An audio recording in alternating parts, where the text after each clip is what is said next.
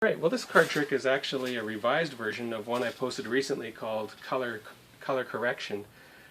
I was really unhappy with the last posting. It was way too long and boring, and just the whole presentation of the trick I think was really hard to understand. So I'm hoping that this condensed version will be much clearer and hopefully more enjoyable. So I'd like to first off credit Bill Simon for the principle I used in this effect called the 64 principle. And I also would like to thank Andy Field Magic for a clever shuffling idea that I've used in this routine. So I'd like to just give a brief description of the effect and a tutorial at the end of this video. So first off, what I would do is I'd have the spectator deal 4 piles any way they like. They can deal 2 cards here, 2 cards there, it doesn't really matter. As long as the piles are relatively even, they don't have to be perfectly even. And once they've dealt the entire deck, they can choose any 2 piles they want to riffle shuffle together. Okay, so let's just say they've chosen these 2 piles. They give those a mix, and then the remaining 2, riffle those, and finally the entire deck for one final mix. And we'll just give it a cut. Now what I'd like to do is I'd like to pull out a red card as an indicator card, a black and a red for our middle pile, and a black card for our end pile. Now what I'm going to do in a moment is I'm going to deal out 32 cards, and we're going to use those 32 cards to have the spectator make 30 free decisions in sifting out a target color and hopefully an even amount of the red and blacks for the middle pile. So the spectator can choose either the reds or the blacks to sift out first, whatever they decide. Let's say they choose the reds first. I'm going to deal 16 cards on the table, so that'll leave me 32 cards left since I have 48 cards now.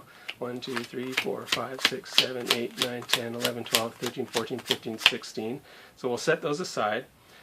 So now the spectator can choose, make 30 free decisions. We'll start off with 8 decisions for each pile, then 4 for each pile, then 2 and 2, then 1 and 1, and then the 2 remaining cards, the top card will drop in the middle pile, and the last remaining card for our target color card. Okay, so we'll start off with the middle pile. They get to choose from one of the top 2 cards. Whichever card they choose, they'll set that on the table. The remaining card will just stick underneath the rest of the packet.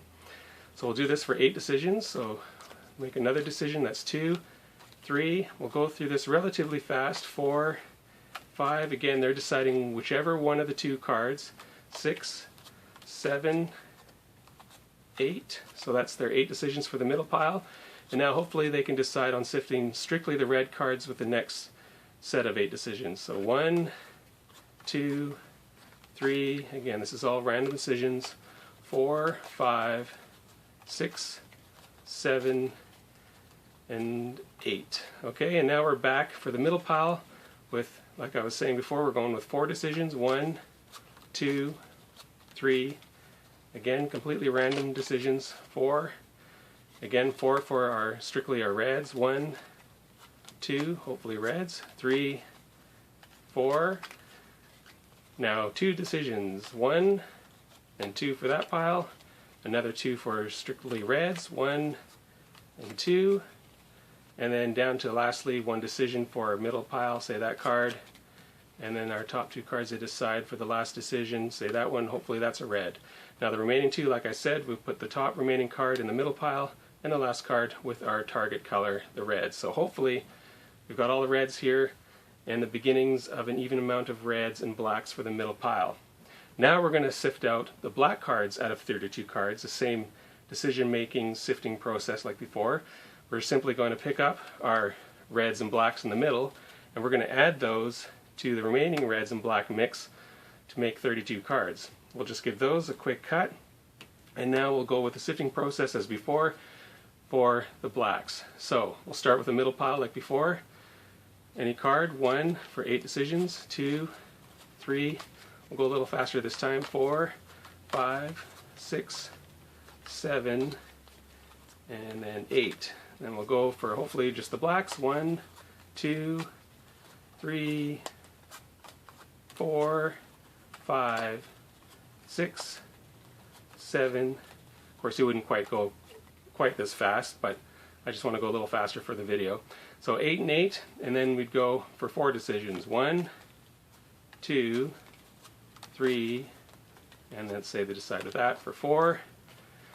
Then they decide for 4 with the blacks. 1, 2, 3, 4. Down to 2 decisions now for the middle pile. 2 for the blacks, 1, and let's say they decide on that one. And lastly, for the middle, 1 decision and 1 decision for the blacks. Say they do that one. And then like before, the last top card just goes in the middle pile and the remaining card with the target color. Okay, so let's see how we did. If we've successfully got all the blacks and all the reds, we should have an even amount of red and blacks in the middle. So let's count. We have 1, 2, 3, 4, 5, 6, 7, 8 reds. 1, 2, 3, 4, 5, 6, 7, 8 blacks. So we're looking good so far. Let's see how we did with the blacks. There you go, all the blacks. And, well, of course, that leaves us then with all the reds. So that's that. So I hope you enjoyed it, and if you like that, I will continue on now with showing you how that's done. So, if you haven't figured this out already, this is pretty much all self-working. It's just all in the setup. You just need to have all the reds on one side of the deck and all the blacks on the other. Alright, so you can have blacks and reds however you want, as long as you have each color on each end of the deck. And then you're ready to go. So, of course, you're not going to show the spectator the faces of the cards just yet. You just have them deal the cards right away into 4 piles, however they like. And they will assume that they're really mixing the cards. I mean, it looks like a very fair mix, I'm sure you'll agree. So they can deal however they want, especially after all the riffle shuffling that happens.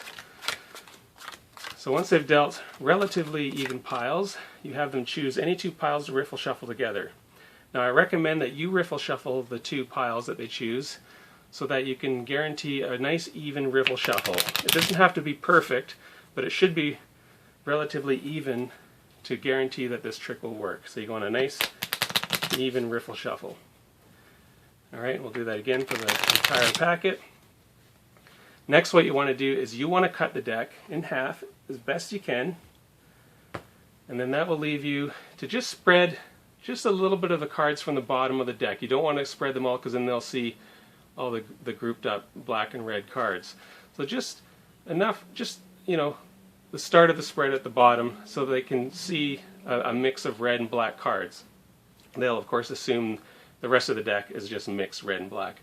So this allows you to pull out the indicator cards, so 1 red, 1 black, and then a black and red for the middle.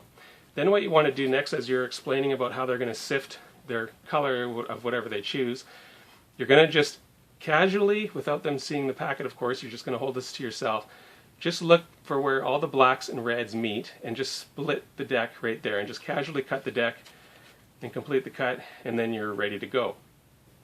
Then you're going to explain, of course, or if you haven't already, about how you're going to need 32 cards to do the 30 choice free choice process in sifting out their target color. Now, when you ask them for the color, just be aware of whatever color is now at the bottom of the deck after you've finished cutting the deck like that. Because this will indicate to you how you're going to deal the cards for getting your 32 cards. If they decide on the red card, which just happens to be on the bottom, all you need to do is deal 16 cards and use the remaining 32 in your hand and go on with the rest of the trick just how I showed you in the effect. If it's the opposite color, if it's not the bottom card that they choose, or the bottom color that they choose, you simply deal 32 cards onto the table and you use those 32 cards the exact same way and it'll work exactly the same. So that's pretty much it. So the rest is I think pretty much self-explanatory. You may of course have to refer back to the effect to see how the decision-making process works. But just remember the choices are made first with the middle packet, then the target color, then back to the middle packet, then the target color, 8, 8, 4, 4, 2, 2, 1, 1, and then the last top card goes in the middle packet and the remaining card at the target color. It's just exactly like that. And then for the blacks, you just pick up the middle pile drop it on the remaining cards, and you can do actually. I did a false cut when I dropped the remaining pile for the next round for the blacks. I just did a quick false cut. You don't have to do a false cut, but I just thought it adds to it, and I just did that sort of maneuver and just kept the deck in the same order. And then, of course, you're ready with your next 32. You do the exact same thing, starting with the middle pile, sifting for the black 8, 8, 4, 4, 2, 2, etc. And that's that. So I hope you enjoyed it, and I appreciate your thumb ups or comments, and we'll talk to you next time.